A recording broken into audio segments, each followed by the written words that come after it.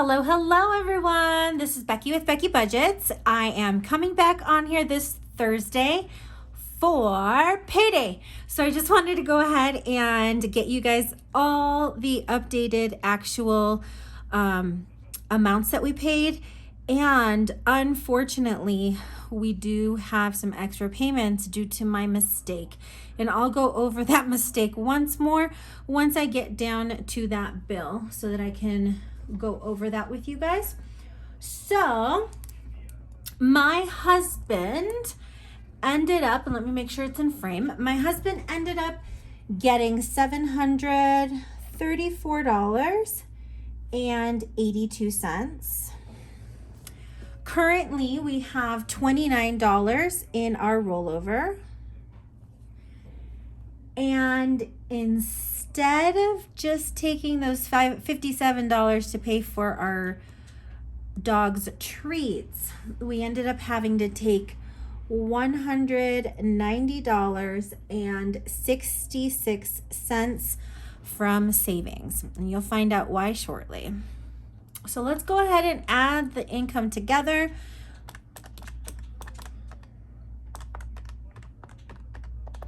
So that gives us a total of $954.48.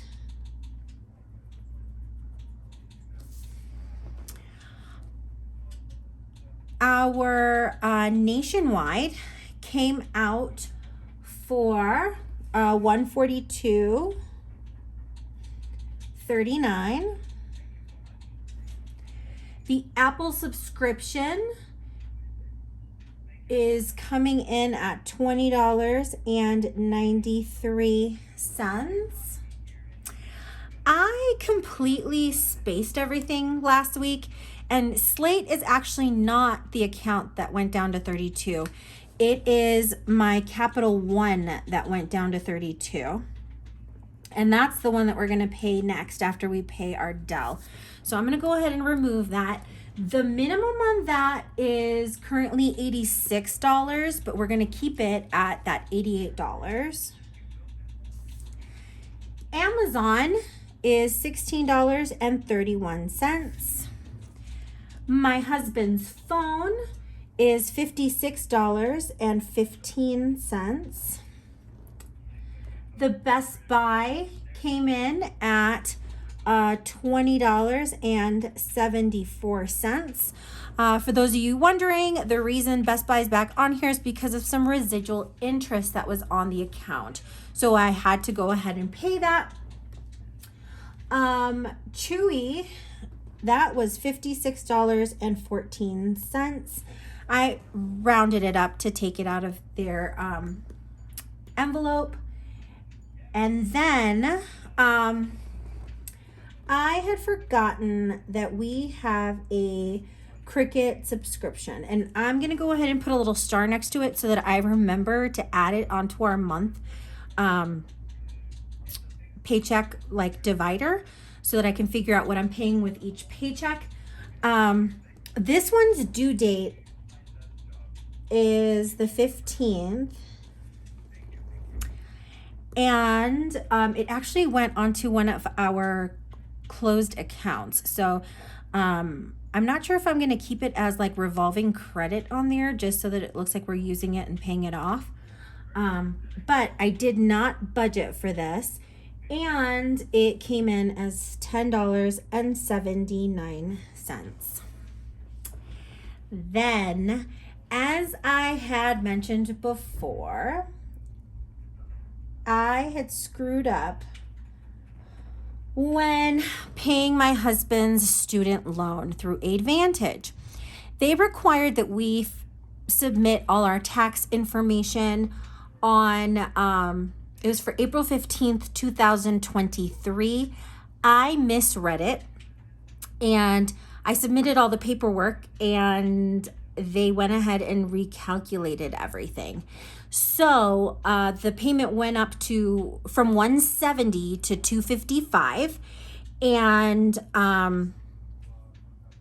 we had to go ahead and even though we called and got reevaluated for a smaller amount, which is $150,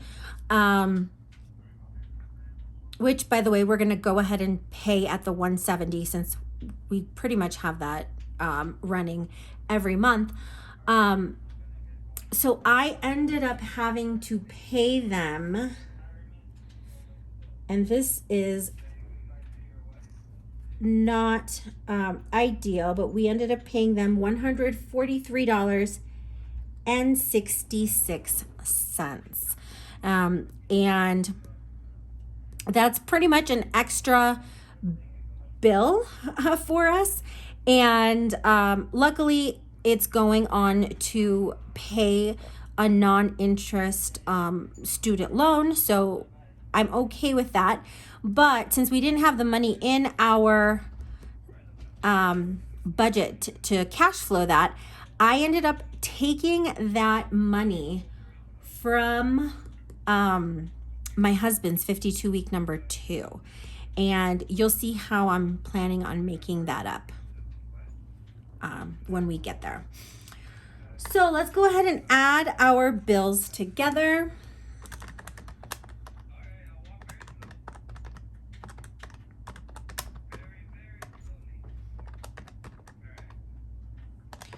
Let's see. Hopefully you're all having an amazing day. And our total is $555.11. Now, when we take that away from our income total, that gives us a leftover of $399.37. Now, I did share in our setup for this week that I do want to repay the pets so that I don't have to worry about it in June. So what I decided to do is take the full 57. So it's basically washing itself out of this new paycheck, and everything else had already been met. So let me go ahead and move this up. Our envelope total ended up being $57. Now, when we take $57 away from the leftover, that leaves us $342.37. Now, I'll go ahead and pull that value up here. So $342.37. All of our sinking funds are going to be met. So we'll do the 25 to medical, the 15 that goes to vet, household, gifts, and car maintenance, the $5 to vacation, $3 a piece to renter's insurance and car registration, and then the $4 to make it even that goes into the emergency fund. So that's going to give us a total of $100. When we take that away from our leftover, we are left with $242.37. Now, I wanted to go ahead and possibly add more money to what we're going to pay to Dell, but I'm going to have to keep it at that 150. So when I bring this down, that is going to be left at 150. I forgot a 0. And that leaves our extra debt total to 150. When I take that away from the leftover, that leaves us $92.37. So let's go ahead and take a look. Since I ended up taking the $143.66 from the 52-week savings, I want to replenish that as soon as possible, as long as we have the funds to do so. So this week, I'm adding an additional $44. So that's going to be that $43.66. So I'm adding $44 to the payment that we're doing to the 52-week number 2. And then in subsequent weeks, will have $100 left, and I will take $50 here and there to go ahead and replenish that. So this 52-week number 2 is actually going to get $64 instead of the $20. Now I am happy to announce that I have lost 2 pounds already. I know it's water weight, but it is motivating. So I've been able to get $4 in my weight loss savings challenge. So I'll go ahead and add the $4 there. Now the difference between those two is $24.37. And I'm going to go ahead and leave that in the account as a buffer. Now those 3 values are going to go ahead and equal the $92.37, which gets us to that zero-based budget. Let's go ahead and check my math, because I always want to do that. Make sure that we have allocated every dollar in our budget to a purpose. So we've got $954.48 as our income, minus the bill total.